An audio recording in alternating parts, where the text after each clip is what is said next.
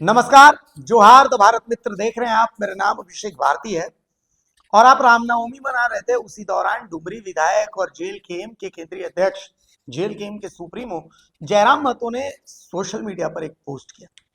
वो पोस्ट आपको हम दिखाते हैं। इस पोस्ट में उन्होंने मुख्यमंत्री आवास का जो निर्माण हो रहा है, नया मुख्यमंत्री आवास, इसके लिए जो टेंडर निकला है, बिल्डिंग कंस्ट्रक्शन डिपार्टमेंट की तरफ से ये टेंडर है, इस टेंडर को पोस्ट करते हुए उन्होंने कुछ लिखा है जो आपको मैं पढ़ के सुनाता हूं।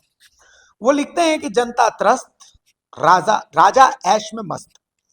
67 करोड़ के नए मुख्यमंत्री आवास पर विधायक जयराम महतो का गहरा बहार कैसा है, वो आपको सुनना चाहिए।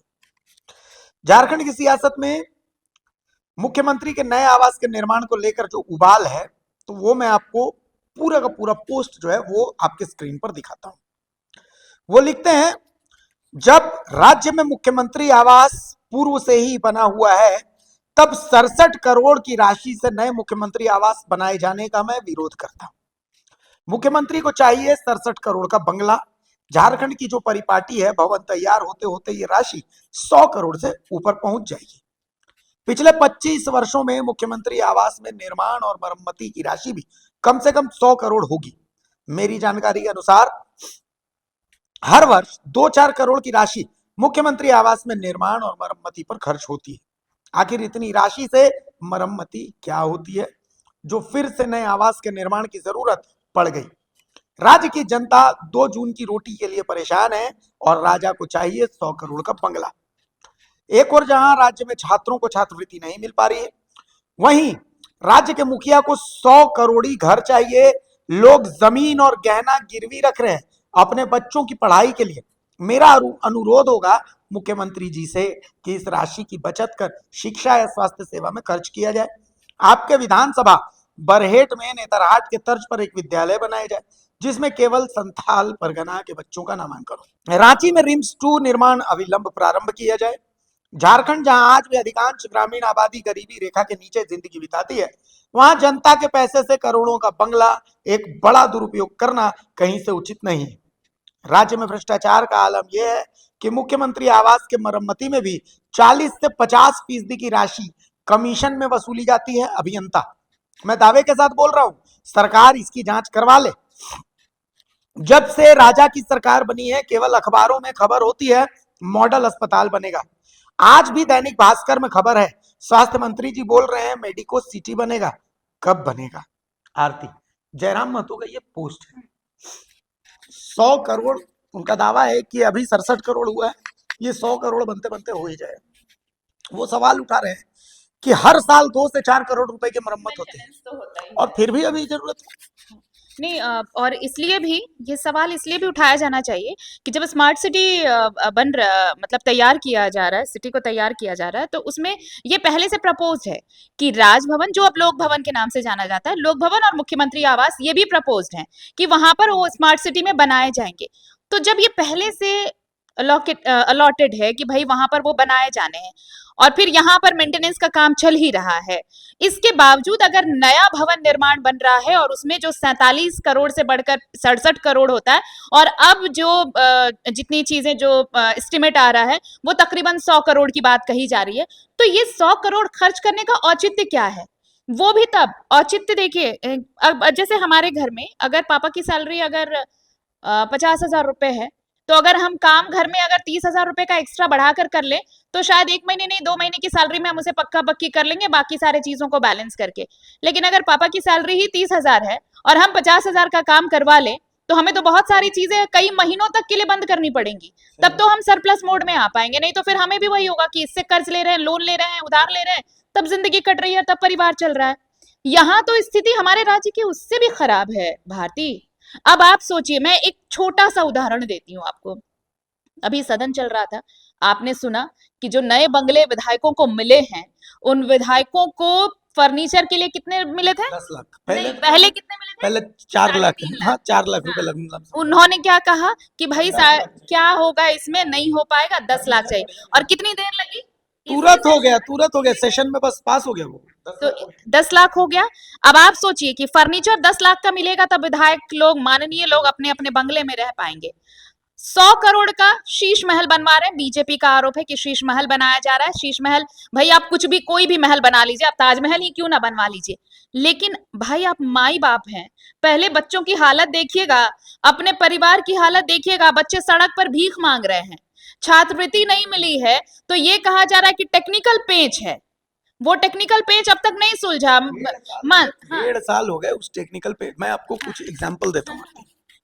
मुख्यमंत्री की एक योजना है CM employment guarantee scheme, scheme, है ना। उस स्कीम के तहत वो कहाँ पड़ी हुई है कि आप रोजगार के लिए कुछ लोन दे सकें किसी को, अगर मान लिया नया धंधा चालू करना है, ठीक है, आप इससे आगे बढ़िए कि भाई कोई, नहीं, इसको पूरा करिए ना, इसमें मैं आपको बहुत छोटा सा एग्जांपल दे रहा हूँ कि आप इससे आगे बढ़िए कि आप जो है बकरी पालो, सुअर पालो, अंडा पालो, तो वो कृषि विभाग से आपको लोन मिलता है। इसके अलावा अगर मैं एक कंपनी खोलना चाहता हूँ, फॉर एन एग्जांपल, मैं छोटी कंपनी खोलना, कोई स्टार्टअप, हमारे पास क्या इसको लेकर के कोई प्लान है? कुछ नहीं, नहीं। नहीं है। मतलब आप चाहते ही नहीं है कि आपके छात्र, आपके राज्य के युवा आगे बढ़े। आपने एम्प्लॉयमेंट गारंटी स्कीम जो है चालू करी कि भाई ओबीसी, एससी, एसटी के जो युवा हैं उनके लिए आप जो है रोजगार की व्यवस्था करेंगे कि भाई वो अपना धंधा पानी में चली गई, पैसा नहीं है आपके पास। ठेकेदार जिन्होंने काम किया है, काम कर करके और सर पकड़े हुए हैं कि भाई खजाना में पैसे नहीं। स्वास्थ्य मंत्री, जो अस्पताल है, अस्पतालों में मतलब जो है मान लिया एक्सरे मशीन वहां करके पड़ी हुई है, उसको चालू नहीं किया जा रहा है। अस्पतालों की स्थिति ऐसी है कि कुत्ता काटती है तो रेबीज की इंजेक्शन नहीं, क्यों?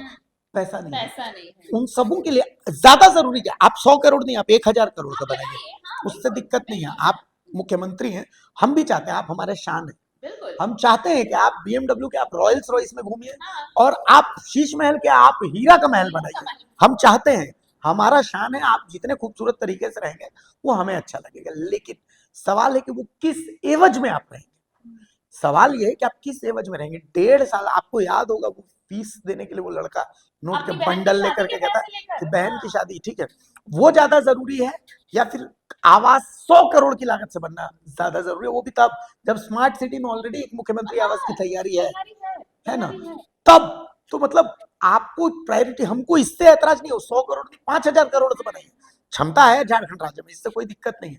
लेकिन पहले जो प्रायोरिटी की चीजें हैं आप उस पर तो ध्यान दें। नहीं, और जो मैं जो बात कह रही थी कि जो मुख्यमंत्री का जो वो रोजगार गारंटी योजना जो वो लेकर आए, वो बहुत अच्छी योजना है। उसमें क्या है कि भाई आप कोई स्टार्टअप शुरू करना चाहते हैं तो उससे आपको बहुत रियायत दर पे लोन मिलता है, उसमें से सब्सिडी भी है, तो आप वो कर सकते हैं। लेकिन पता है उसकी हालत क्या है, मैं खुद उस खबर को मैंने कवर किया था। जितने लोगों ने एप्लीकेशन दिया है उनमें से कई लोगों को सिर्फ ये कहकर हटा दिया गया है कि पहले जिन लोगों ने लोन लिया था उन लोगों ने वापस नहीं किया है, सरकार के फंड में पैसे नहीं है, और अगर जब तक लोन लेने वाले पैसे नहीं देंगे तब तक आपको हम लोन नहीं दे सकते। तो ये कौन तय करेगा भाई कि जो जिसने लोन लिया है उसने लोन नहीं भरा है?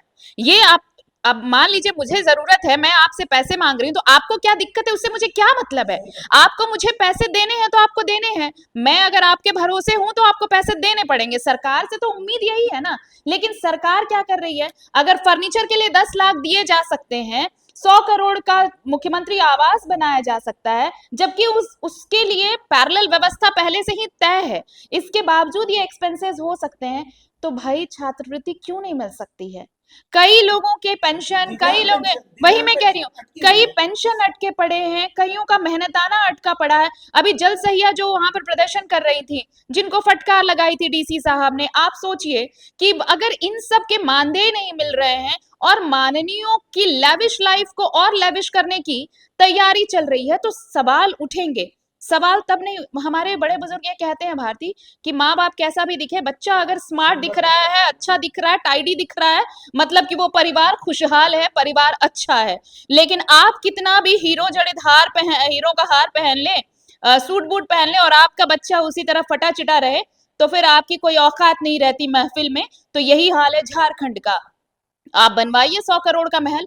मैं, भारती ने सच कहा, आप 100 करोड़ क्या, 5000, 10,000 करोड़ का बना लीजिए, लेकिन आपके राज्य की जो अब इस वक्त जो है स्थिति, उसे कौन देखेगा, उसे कौन मैं करेगा? आपको एक बात बता रहा हूँ, आप में दम है ना, आप रिम्स में एक बेड दिलवा के दिखा दीजिए, बिना पैरवी के आप रिम्स में एक बेड दिलवा के दिखा दीजिए, मैं मान जाऊंगा। तो स्थिति झारखंड की ऐसी, और इसके लिए मैं किसी एक सरकार विशेष को आप नहीं ठहरा सकते। पक्ष विपक्ष सबकी वही हालत है। तो ये ऐसा थोड़ी है कि आज हो गया है, 25 सालों से झारखंड है ना। हेमंत आज है, इसके पहले भी तो सरकारें थी। ऐसा थोड़ी था कि पहले की सरकारों में सब कुछ था और हेमंत बाबू आए और सब कुछ खत्म हो गया। ऐसा तो नहीं हुआ ना। ये सरकारें तो आ जा रही है, लेकिन सिस्टम तो वही है। ये सिस्टम क्यों नहीं बदलता है? हाँ, मुख्यमंत्री आवास जैसे बन रहा था, ऐसा नहीं कि हेमंत हमेशा उसमें रहेंगे। कल को जाकर के दूसरी सरकार बदले, हो सकता है बदले ना बदले, वो बहस का है। लेकिन मेरा कहने का मतलब ये है कि क्या इस 100 करोड़ी के मुख्यमंत्री आवास जो ये बन रहा है 100 करोड़ का, किसी को भी, मतलब बीजेपी ने एक प्रेस कॉन्फ्रेंस किया, प्रेस कॉन्फ्रेंस करके और उसको इतिश्री हो गई उसकी, ठीक है। हेमंत सोरेन भी ठीक है, चलिए 100 करोड़ का बनवा रहे। लेकिन मेरा सवाल ये है कि इन आप मतलब इसकी जवाबदेही किसकी है कि राज्य की जरूरत प्राथमिकता से क्या है, राज्य की जरूरत प्राथमिकता से क्या है, इसकी जवाबदेही किसकी होगी? कुछ योजनाएं आपकी बहुत अच्छी है, मुख्यमंत्री पारदेशीय छात्रवृत्ति योजना बहुत अच्छी है, लेकिन सवाल ये है कि आप उसमें कितने छात्रों का चयन करते हैं। जिसमें ज्यादा छात्रों का चयन है, जो आपका जो छात्रवृत्ति जिसके तहत देते हैं, उस छात्रवृत्ति का क्या होगा? दिव्यांगजन जो राजभवन में आज तक धरने पर बैठे हुए हैं, उनके लिए कौन आएगा बातचीत करने के लिए? सवाल ये तो प्राथमिकता आपको तय करनी पड़ेगी ना कि आपकी प्राथमिकता क्या होनी चाहिए। आप 100 करोड़ 67 करोड़ रुपए आप उधर लगा रहे हैं, उस 67 करोड़ रुपए को आप थोड़ा सा टाल सकते थे। बिल्कुल, हाँ। जब आपको एक माफ कीजिए, जब आपको 1,36,000 करोड़ रुपए मिल जाएंगे, आप उसमें से 67 करोड़ या 100 करोड़ में आप उधर बनाइए। लेकिन अभी आप उसको प्राथमिकता से बनवा रहे हैं, तो ये गलत है, इसका विरोध होगा। और इसीलिए देखिए जयराम, मैं तो अगर ये उन्होंने ये बड़ा पोस्ट डाला कि एक चीज तो है कि जेएल के हम शुरू से इन चीजों को लेकर मुखर रहा है, इन मुद्दों को उठाता रहा है। तो ये सिर्फ जयराम महतो या जेएल के एम का मुद्दा नहीं है, ये पूरे राज्य का मुद्दा है कि भाई अगर जो चीजें साइड की जा सकती हैं, जिन चीजों को पोस्टपोन किया जा सकता है, उन चीजों के अलावे जो प्रायोरिटी बेसिस चीजें हैं, पेंशन है, छात्रवृत्ति है, बहुत सारा मानदेय अटका पड़ा है, उन सब चीजों को अगर प्रायोरिटी बेसिस पे क्लियर किया जाए, तो ये जो धरना प्रदर्शन गाहे बगाहे रोज राजभवन घेराव, सीएम आवास घेराव, सबसे जो बेसिक चीज है शिक्षा। आप सोचिए, नेतरहाट स्कूल का रिजल्ट लगातार गड़बड़ा रहा है। सीएम स्कूल ऑफ एक्सीलेंस इतने तरीके से हम लोग मतलब ये इन्होंने लॉन्च किया था और बहुत अच्छा कौन, लेकिन परफॉर्मेंस देखिए। तो इन सब को रिव्यू कीजिए, ये ज्यादा जरूरी है। सरकारी स्कूलों में बच्चे सिर्फ खाना खाने के लिए, मिड डे मील के लिए आ रहे हैं, पढ़ाई के लिए कोई नहीं आ रहा है। बस मिड डे मील खाना का उनका मकसद है कि भाई मिड डे मील खाना है, पेट भरना चाहिए, फिर निकल जाता है जाना बच्चा। तो सरकारी स्कूलों का रिजल्ट लगातार डिटोरिएट कर रहा है, ये कौन देखेगा? इसको देखने का जिम्मा किसका है? आपकी प्रायोरिटी क्या होनी चाहिए, तो आपको तय करना पड़ेगा। और प्राथमिकताएं तय होंगी तो यकीन मानिए कि जो सवाल उठाए जा रहे हैं, उन सवालों का उनसे कोई वास्ता नहीं होगा। अगर आप चीजों को प्राथमिकता के हिसाब से तय करेंगे, तो फिर आप 100 करोड़ क्या, आप 5,000 करोड़ का बनवाइए, किसे क्या फर्क पड़ेगा? एक छोटा सा एग्जाम्पल देता हूँ। जयराम महतो ने विधानसभा में एक सवाल उठाया था कोल्ड स्टोर से। उन्होंने कहा था कि भाई किसान जो है, तो क्या हम प्लान करते हैं कि हर प्रखंड में हम एक कोल्ड स्टोर बनाएंगे? पहली चीज। दूसरी चीज, उन्होंने महाराष्ट्र का एग्जाम्पल दिया, आंध्रा का एग्जाम्पल दिया कि महाराष्ट्र और आंध्रा जैसी जगहों पर जो कोल्ड स्टोरेज में जैसे ही किसान अपना फसल रखता है, मान लिया जैसे आलू रखा, तो जैसे ही उसने रख दिया, उसको लोन वहां से ग्रांट होता है, इंटरेस्ट फ्री लोन मिलता है कि ठीक है आपका प्रॉपर्टी यहाँ पर पड़ी हुई है तो हम इंटरेस्ट फ्री आपको लोन दें। तो क्या हम ऐसा कोई प्लानिंग रखते हैं? शिल्पी नेहा तिर्की ने बहुत बढ़िया जवाब दिया था। उन्होंने कहा कि देखिए कोल्ड स्टोरेज हम लोग प्रखंडवार अभी बहुत मुश्किल है, चूंकि उतना बजट नहीं हमारे पास, लेकिन हम हर विधानसभा में विधायक की जो पैरवी होगी उसके आधार पर एक हर विधानसभा में करेंगे। एक दूसरा, महाराष्ट्र और आंध्रा के जो कोल्ड स्टोर है वो तमाम गुणवत्ता, फेडरेशन ऑफ जो फूड है, फिक्की और ये सब है, इन सब से वो मान्यता प्राप्त है। तो ऐसे में कंपनियां वहां पर जैसे ही आप रखते हैं हम उन लोन दे देती हैं, लेकिन हमारे यहाँ तकनीक उतनी उन्नत नहीं, हमारा बजट उतना नहीं है। फिर वही चीज आ जाती है बजट। तो बजट क्यों नहीं? क्योंकि हमारा बजट गड़बड़ है। हमारा बजट खर्च किस में हो रहा है? हमारा बजट खर्च हो रहा है इन सब चीजों में। हमारा बजट खर्च हो रहा है झारखंड को महोत्सव बनाने में, जबकि उससे ज्यादा जरूरी है कि हमारा इंफ्रास्ट्रक्चर को मजबूत किया जाए, खेती किसानी का इंफ्रास्ट्रक्चर मजबूत किया जाए। किसान क्रेडिट कार्ड के अलावा हमने किसानों के लिए क्या नया क्या किया? कुछ नया नहीं कर रहा, कुछ भी नया नहीं कर रहा। धान खरीद के अलावा हम कुछ किसानों के लिए कर ही नहीं रहे। आप देखिए ना, 48 घंटों की बात थी, कितने किसानों को मिल पाया है? स्टार्टअप्स की कोई मीटिंग नहीं हो रही, स्टार्टअप्स के लिए कोई बजट आपने जो एलोकेट किया वो रखा रह जा रहा है। आप युवाओं को रोजगार करने के लिए आप उत्साहित नहीं कर पा रहे हैं। सरकारी नौकरियों की स्थिति क्या है? तो कुल मिलाकर के जब तक आप इंफ्रास्ट्रक्चर तैयार नहीं करेंगे इसका लेकर के, आप विजनरी नहीं बनेंगे, तब तक सिर्फ भाषण से। आप दावोस गए, लेकिन दावोस की चीजें यहाँ पर अब तक क्या इंप्लीमेंट हुई? आपने कहा आप ग्लास ब्रिज बनाएंगे, लेकिन वो ग्लास ब्रिज बनते बनते कितना वक्त लगा? उससे पहले प्रायोरिटी लेवल पर हम क्या करेंगे जिससे त्वरित तौर पर इसका लोगों को लाभ मिल सके? तो उसका कोई प्लान नहीं, तो वही कहते हैं ना कि ये प्रायोरिटी कि अगर कोई मर रहा हो तो उसे पहले पानी दिया जाए या फिर अमृत की खोज की जाए। तो आप पहले पानी तलाशेंगे ना, तो चाहे वो हाथी उड़ाने का बात हो, हाथी उड़ाने की बात हो, या फिर दावोस में अपने आप को बढ़िया और चमकदार प्रेजेंट करने की बात हो, इन सब के मायने मतलब धरे के धरे रह जाएंगे जब तक कि ये सारा धरना प्रदर्शन, ये भुखमरी, इस तरह से सब कुछ चलता रहेगा।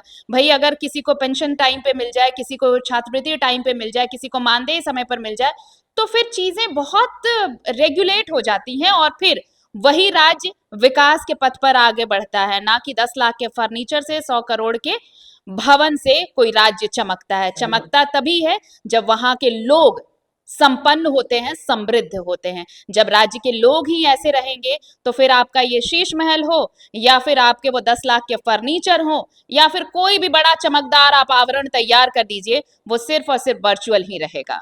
चलिए, आपकी क्या राय है? आप हमें भेज सकते हैं कमेंट सेक्शन में। दीजिए इजाजत, नमस्कार, जोहार।